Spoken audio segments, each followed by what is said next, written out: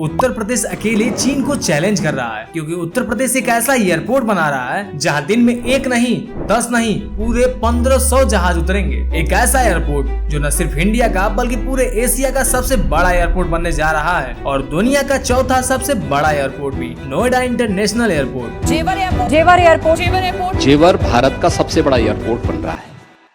ये इतना बड़ा नेटवर्क बनेगा कि आज जो चीन का सबसे बड़ा एयरपोर्ट है, बीजिंग कैपिटल इंटरनेशनल एयरपोर्ट, उसको भी पीछे छोड़ देगा। और आपको जानकर हैरानी होगी, इस एयरपोर्ट को बनाने में 30,000 करोड़ रुपए खर्च हो रहे हैं और इसी बात के कारण लोग इस पे सवाल भी उठा रहे हैं। लोगों के इस पे 2 सबसे बड़े कंसर्न है। पहला ये कि सरकार इस पे आखिर इतना पैसा खर्चा क्यों कर रही है। अगर आप 30,000 करोड़ को देखेंगे तो ये मणिपुर जैसे स्टेट का एक टोटल बजट है और ये airport Indira Gandhi international airport से मात्र 72 किलोमीटर ही दूर है और ऑलरेडी यूपी में 4 इंटरनेशनल एयरपोर्ट बन चुके हैं, तो एक और बनाने की जरूरत क्या है। और दूसरी बात यह है कि यह एयरपोर्ट किसी मेट्रोपॉलिटन सिटी में नहीं बल्कि जेवर जैसे एक छोटे से गांव में बनाया जा रहा है। लेकिन यहीं पे आता है सरकार का मास्टर प्लान, जिसके बारे में हम इस वीडियो में डिटेल में जानेंगे।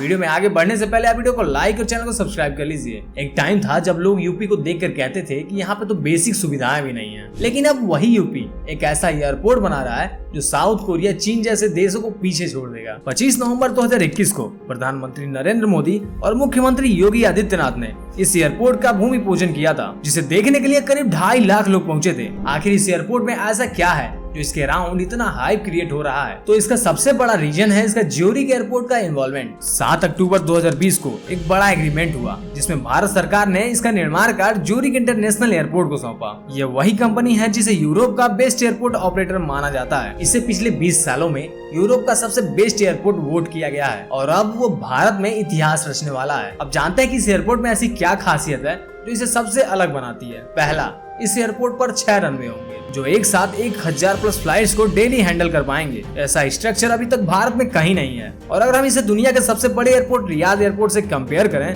तो उसमें भी केवल 6 ही रनवे हैं। अब इससे आप अंदाजा लगा सकते हैं कि इसके यूपी में बनाए जाने से पूरी दुनिया में इसका अलग ही हाइप क्रिएट होगा। दूसरा, इसके टर्मिनल का इंफ्रास्ट्रक्चर टाटा ग्रुप जैसा ब्रांड बनाएगा जो इसे वर्ल्ड क्लास इंफ्रा देगा, जो कि एक स्विस और इंडिया इंफ्रा का मिक्स होगा। इस एयरपोर्ट की एक और खास बात ये है, ये पूरी तरीके से कॉन्टेक्ट लेस होगा। आसान भाषा में बोलें तो यहाँ बोर्डिंग पास पेपरलेस और पूरी तरीके से डिजिटलाइज होगा, जो आपकी जर्नी को आसान और हैसल फ्री बनाएगा। तीसरा, इसकी एक और सबसे खास बात यह है कि इसका एक टर्मिनल सिर्फ कार्गो प्लेन के लिए होगा, यानी भारत का सबसे बड़ा एक्सपोर्ट और इंपोर्ट हब यहीं पे तैयार हो रहा है। अब यही सवाल उठता है कि आखिर इंडिया को इतना बड़ा और इतना महंगा एयरपोर्ट बनाने की जरूरत क्या पड़ गई। तो यार आपको बता दें कि इंडिया एक डेवलपिंग नेशन है जहाँ पे दिन प्रतिदिन इकोनॉमी बढ़ने से लोगों के एक्सपेंडिचर भी बढ़ रहे हैं। द इकोनॉमिक्स टाइम से हिसाब से 2023 में इंडियन पैसेंजर की संख्या 8% से बढ़कर 15 करोड़ हो गई है। अब लोग ट्रेन और बस के बजाय जल्दी ट्रेवल करने के लिए प्लेन्स का इस्तेमाल कर रहे हैं, जिससे कि दूसरे एयरपोर्ट पर काफी दबाव पड़ रहा है। अब बात करते हैं इस एयरपोर्ट से भारत को होने वाले फायदे के बारे में। एक रिपोर्ट की माने तो दिल्ली एयरपोर्ट से पिछले साल 7.2 करोड़ पैसेंजर ने ट्रैवल किया है और अक्सर हमने इंदिरा गांधी इंटरनेशनल एयरपोर्ट के कंजेक्शन के कारण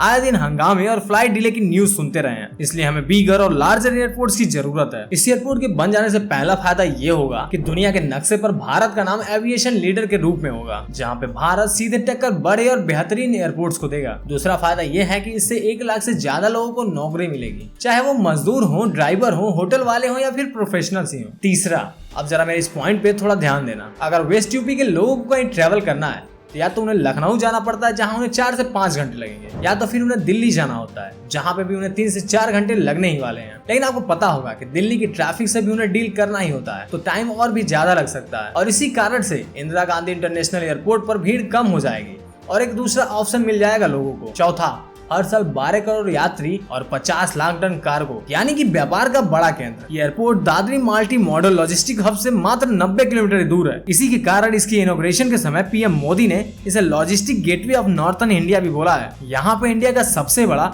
मल्टी मॉडल कार्गो हब होगा, जो कि यूपी के शुगर केन और लोकल प्रोडक्ट्स को वर्ल्ड वाइड एक्सपोर्ट किया जाएगा। पांचवा, इको फ्रेंडली तकनीक, 100% सोलर एनर्जी से चलने वाला यह टर्मिनल, जिससे पर्यावरण को भी कोई भी नुकसान नहीं होने वाला है। यह सिर्फ एक एयरपोर्ट नहीं होगा, ये पूरा का पूरा शहर होगा जहाँ पे हॉस्पिटल, होटल, शॉपिंग मॉल्स और यहाँ तक कि फिल्म शूटिंग जोन भी होगा। मतलब कि हवाई जहाज से पहले सपनों की उड़ान यहीं से होगी। अगर एक लाइन में कहें तो यह एयरपोर्ट सिर्फ हवाई जहाज को उड़ान देने वाला नहीं है, यह भारत के सपने को भी उड़ान देने वाला है। अगर आपको भी गर्व है कि भारत अब एविएशन की दुनिया में एक नया इतिहास रच रहा है तो इस वीडियो को लाइक करो और वीडियो को शेयर करो उन लोगों को जो कहते हैं कि भारत कभी कुछ कर ही नहीं पाएगा। बाकी यार ऐसी मजेदार वीडियोस के लिए हमारे चैनल को सब्सक्राइब कर लीजिए।